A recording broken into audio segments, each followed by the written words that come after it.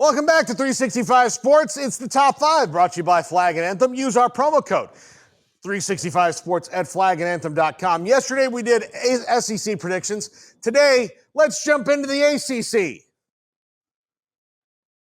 The second girl you asked to the prom after the first one told you no. The ACC. It's there. I kid. As you know, I'm a big ACC fan because my school is in the ACC.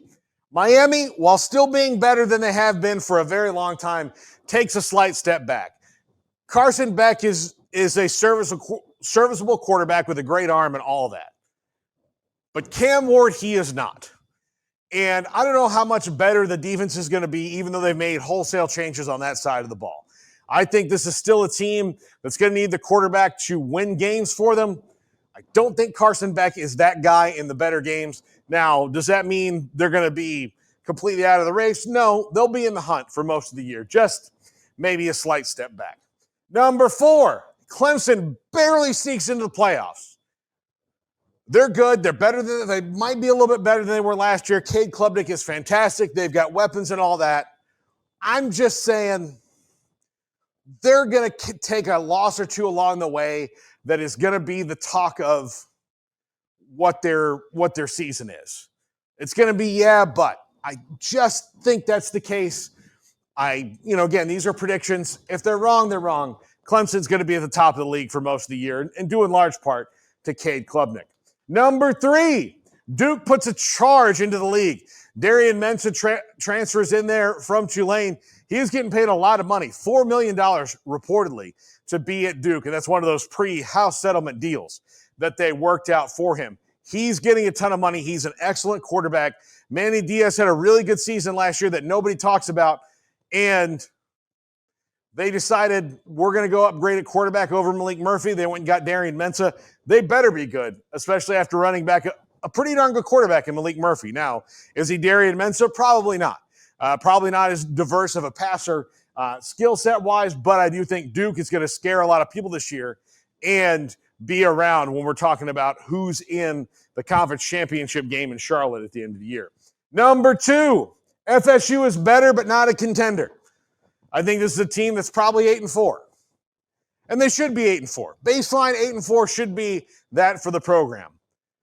I'm not a big believer in Tommy Castellanos yet. What happened at the end of the year at Boston College bothers me a little bit. I'm leaving some room open for interpretation of the dispute between him and Bill O'Brien. We'll see. Now, he's had his best 2 career games against Florida State, so maybe putting on the garnet and gold will make him a better player overall than he's been in the ACC in Gus Malzahn's offense.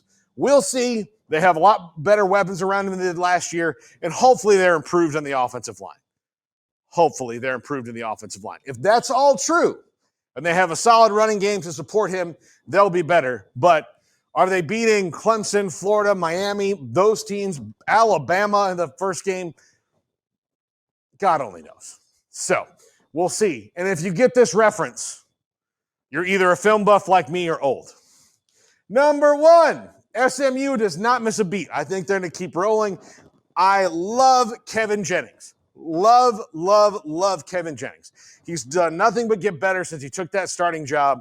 Rhett Lashley is such a fun coach, and SMU has everything they need to be right back where they were last year. Now, look, this is a game in college football that's about winning the close games.